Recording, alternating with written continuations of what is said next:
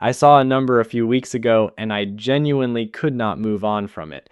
40% of Americans making over $300,000 a year told Goldman Sachs with a straight face that they're living paycheck to paycheck. I read it once, thought I misread it, read it again, read it a third time, same number every time. My name is Max. And I've spent an embarrassing amount of time trying to figure out one specific thing. The people in your office who pull up in a BMW, who just redid their kitchen, who seem to take a trip every 6 weeks, are they actually doing well, or are they just really good at looking like they are? Because those are two completely different things. And nobody in your office is ever going to tell you which one is which. That's what this video is about. And by the end of it, the parking lot at your job is going to look completely different. And let me actually break down that Goldman number because it's the foundation for everything else here. 40% of $300,000 earners living paycheck to paycheck. Okay, but here's the part that actually got me. People making between $100 K and $200 K a year. Only 25% of them say the same thing. So as income goes up, financial stress is supposed to go down, but it's doing the opposite. The more people make, the more financially stressed they are. That should make no sense. Goldman asked why. The answer they got back was 2 words: lifestyle creep, luxuries becoming necessities. What that actually means in plain English, these people spent every single raise the moment it hit. Got a promotion, bought a bigger house, got a bonus, leased something German, got a windfall, booked something with a long flight, over and over on a loop until the budget on a $300,000 salary feels exactly like the budget on a $60,000 salary. Tight, stressful, and one busted water heater away from a real problem. And I'm not sitting here pretending I've never done this math in my own head. I have. Everyone has. That's honestly what makes this whole thing work. It gets smart people too. A Bank of America study from late 2025 found that roughly 1 in 5 households earning over $150,000 show behavioral signs of living paycheck to paycheck, meaning almost every dollar coming in is already committed before it even lands in the account. Bankrate's 2025 data: 59% of all Americans can't cover a $1,000 emergency out of savings. 27% of adults have literally zero emergency savings, the highest that number has been since 2020. So here's what's actually happening in your office right now. Let's call him Greg. When Greg tells you about the kitchen remodel and the Cabo trip and his wife's new SUV, there is a very real, statistically supported chance that Greg is also the guy who would completely spiral if his dishwasher broke next Tuesday. The watch, the car, the vacation photos, none of that proves Greg has money. It proves Greg spent money. Those are two completely different things, and our entire culture has trained us to read them as the same thing. This is the first thing you have to get through your head before anything else in this video lands. Looking wealthy and being wealthy have almost nothing to do with each other. And in a lot of cases, they move in opposite directions. The Ramsey Solutions Millionaire study, the largest behavioral study of actual American millionaires ever done, found that the average millionaire drives a 4-year-old car with about 41,000 miles on it. That's it. And not a G-Wagon, not a blacked out Range Rover. A 4-year-old Honda Pilot that's been through one family road trip and a lot of school pickup lines. Meanwhile, Greg is out here leasing a BMW X5 for about $1,000 a month because that's what he thinks success is supposed to look like. He's not successful. He's just broken a nicer jacket. But here's what I actually want to answer. How is he pulling it off? Logistically, month after month, how does the illusion stay up? Grab something to drink because this is where it gets interesting. The short answer is debt. But the long answer is that the debt has gotten really creative. Let me walk you through it one layer at a time. Asterisk layer 1, credit cards. As of Q4 2025, Americans are carrying $1 and $28 trillion in credit card debt. Trillion, with a T total household debt in this country just hit $18.8 trillion, the highest number ever recorded. The average credit card APR right now sits around 21.5%. The average balance for someone carrying debt is $7,886, and 47% of cardholders are now carrying a balance month to month, up from 39% just 4 years ago. Here's the one that actually stopped me though. 23% of people with credit card debt believe they will never get out of it. They've accepted it. They're paying 21% interest indefinitely, and they've mentally moved on from the idea of ever being free of it. Asterisk layer 2, buy now, pay later. This is the sneaky one. Klarna Afterpay Affirm. It doesn't show up on your credit report the same way traditional debt does, which is exactly why nobody knows their coworker is using it. In 2025, LendingTree found that 25% of BNPL users were using it to buy not a new TV, groceries, up from 14% the year before. But here's the part that never gets talked about. 32% of BNPL users earning over $100,000 a year use it to bridge to their next paycheck. That's the highest rate of any income group. And high earners are the most dependent on what is essentially a payday loan structure for basic day-to-day living. Ever notice how casual everyone's vacation content looks now? No one's talking about cost. And that's partly because admitting you're still paying off Coachella in September is embarrassing. Billboard reported that roughly 60% of Coachella 2025 general admission buyers financed their ticket through Klarna. Those festival photos you saw on LinkedIn in April, a lot of those people were still paying for the ticket well into fall. 47% of BNPL users also admitted to paying late in the past year, and 63% have multiple BNPL loans running at the same time. They're literally managing a small personal portfolio of lifestyle debt. Asterisk layer 3, the auto loan. This is Greg's favorite layer. The average new car payment in America hit $772 a month in Q4 2025, all-time record. But 20.3% of new car buyers, 1 in 5, are signing up for payments of $1,000 or more per month, also a record. And 3% of trade-ins are underwater, meaning they owe more on the old car than it's worth, with average negative equity of $7,214, which they just roll into the new loan for 84 months. 7 years. People signing up for 7-year car loans on a vehicle that will be worth almost nothing in year 4. And the leases, the luxury ones you see in every office parking lot, 70 to 75% of new Mercedes, BMWs, Audis, and Porsches in America are leased. For German luxury EVs, that number jumps to 93%. Greg doesn't own the BMW. Greg is renting the BMW. In 3 years, BMW Financial takes it back and Greg signs up to rent the next one. It is a monthly subscription fee to the feeling of having a BMW. So the full scaffolding looks like this. Credit cards on the bottom, BNPL in the middle, a stretched auto loan on top, and a thin layer of confidence holding it all together. Which means the next time you walk past Greg's car in the lot, that's not Greg's car, that's BMW Financial's car. Greg just pays the rent. And that's just the debt, the stuff you can actually see. Here's where it gets genuinely strange. Savings.com ran a study in 2025, and the numbers honestly surprised me.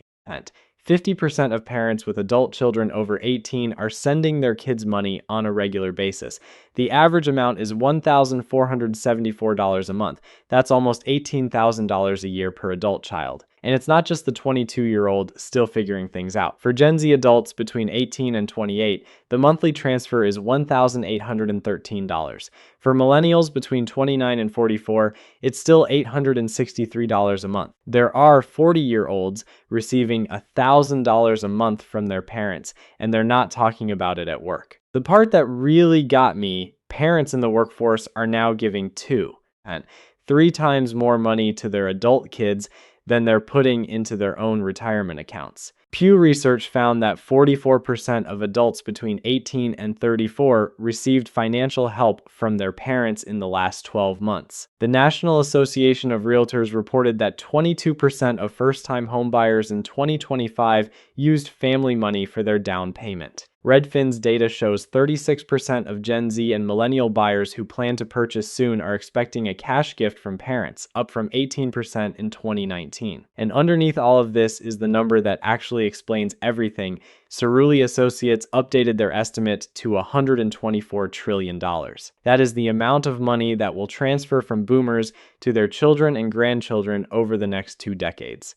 up from the $84 trillion figure everyone was using before. But here's the part that matters for your specific situation. Half of that, $62 trillion, is coming from just 2% of households. Inheritance is not evenly distributed. It lands quietly on a small number of people, and those people show up to work looking exactly like everyone else, except their math works because someone else is doing it for them. So when you're standing next to someone at the coffee machine doing the math in your head, she might not be outperforming you financially. She might just be playing the game with a completely different starting point. You're running the same race, but she got dropped off at mile 22. You both crossed the finish line. Only one of you actually ran. And Greg, there's a real possibility Greg's mom is Venmoing him $800 a month that never comes up at lunch. That BMW isn't just rented from the bank. It's partially funded by generational wealth he will never mention. Here's the one nobody ever talks about at work.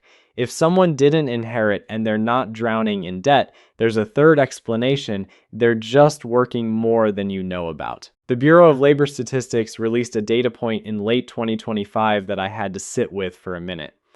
Over 9.3 million Americans are currently working multiple jobs simultaneously, the highest raw number ever recorded since they started tracking it in 1994. 5.7% of all employed Americans, the highest share in 25 years. And half of these people have a college degree. This stopped being a struggling college kid thing a long time ago. This is a fully credentialed, salaried 34-year-old thing. Bankrate found that 36% of American adults had a side hustle in 2024. And 41% of those people use that income for discretionary spending, vacations, dinners, the things that look like lifestyle when you see them from the outside. Then there's overemployment.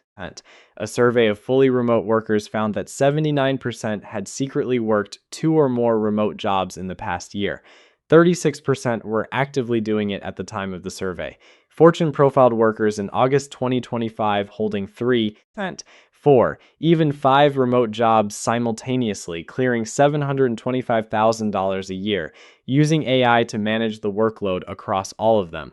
Think about that in the context of your own office. You think you're working alongside 40 people. Statistically, some of them might be on a Zoom call for a completely different employer right now. Greg's long bathroom break isn't a bathroom break. Greg might be presenting to a different team in a different company at this exact moment. Camera off for obvious reasons. When you're running envy math on your coworker's lifestyle, you might be comparing your one income against their two. You're running the race clean. He's got an e-bike in his backpack, and he still looks exhausted every afternoon, because he is. One more reframe before I tell you what to actually do with all of this. The visible stuff your coworker owns, the watch, the bag, the car, the renovation, that is not wealth. It is almost by design the opposite of wealth. It is wealth's impersonator. There's a concept in economics called inconspicuous consumption. A study published in the Journal of Marketing found something that stuck with me. The wealthiest consumers tend to prefer luxury goods with quiet, subtle branding. Small logos, understated signals. Meanwhile, the people who spend the highest percentage of their income on luxury tend to buy the loudest, most recognizable versions regardless of what's actually in their bank account. The louder the logo, the less money is usually behind it. Real money whispers, borrowed money screams. Picture 2 guys at dinner. One is in a plain cashmere sweater, no visible logo, quiet watch, drove a 5-year-old Lexus. He has $4 million. 3 tables over, loud designer belt, loud watch, Range Rover parked out front. He has $12,000 in checking and a HELOC nobody knows about. Both of them are performing something. Only one of them is performing actual wealth. The other is performing the performance of wealth. And you already know which one you notice first. The numbers back this up hard. The Hermes Birkin, long marketed as the ultimate investment piece, dropped in resale premium from 2.2x retail in 2022 to 1.4x by late 2025. Rolex prices on the secondary market are down more than 15% from their 2022 peak. Patek Philippe Nautilus models dropped roughly 30% in a single year. If you had put $10,000 into a Birkin 10 years ago, it's worth about $19,000 today. That same 10,000 in the S&P 500 is worth somewhere between $30,000 and $40,000. The stock market quietly crushed the investment bag. Nobody's making content about that. And subscriptions, C+R research found that Americans think they spend about $86 a month on subscriptions. The real number is $219. That's a $1,600 a year blind spot. 42% of people are paying for subscriptions they forgot exist. Your coworker isn't just fighting his car payment. He's also getting quietly drained by 6 streaming services, 2 fitness apps, and a meditation app he hasn't opened since 2022. So when you look at your coworker's life and feel like you're falling behind, remember what you're actually looking at. A stage set, props rented from various lenders, a costume on a 4-year payment plan, and a guy who genuinely cannot afford to take a random Tuesday off. So where does this leave you? Hopefully somewhere better than where you started this video. Because here's what nobody is going to tell you at work. You are not behind. You are not doing it wrong. The people you think are winning are mostly running a very expensive performance, and the ticket price is their entire financial future. Go back to that opening number. 40% of $300,000 earners living paycheck to paycheck. Those are the people you've been comparing yourself to. That is the finish line you've been sprinting toward. That's not success. That's a very well-dressed trap. Real wealth in America looks genuinely boring. The Ramsey Millionaire study of over 10,000 actual millionaires found that 79% received zero inheritance. 33% never earned 6 figures in a single year during their entire career. The top 5 millionaire careers were engineer, accountant, teacher, management, and attorney. Teacher made the top 5. Not tech bro, not surgeon. Teacher, 8 out of 10 invested consistently in their 401k. 94% spent less than they made. 3/4 had never carried a credit card balance. They drove paid-off Toyotas, lived in modest houses, were not performing anything for anyone. And this number, if you take the current average car payment of $772 a month, and instead of making that payment, you invest it from age 25 to 65 at historical market returns, you end up with over $6 million. $6 million. That is the exact gap between the person leasing the BMW and the person driving the 2019 Camry. Same salary, different car, completely different retirement. One of them is visible right now. The other one is quietly building something real. So the next time Greg walks into the break room with a new watch and a fresh Cabo tan, don't spiral, don't compete, don't open your banking app in a panic. Just smile, nod, go back to your desk, and quietly automate your 401k contribution. Pay down whatever balance is sitting there costing you interest. Keep driving your car until it tells you it's done. Because in 15 years, when the music stops and the loans come due and the parental Venmo transfers dry up, the person you used to envy is going to find you at a completely different coffee machine and quietly ask how you did it. That's the truth about how your coworkers afford the life they're showing you. Most of them don't. You just can't see the bill yet.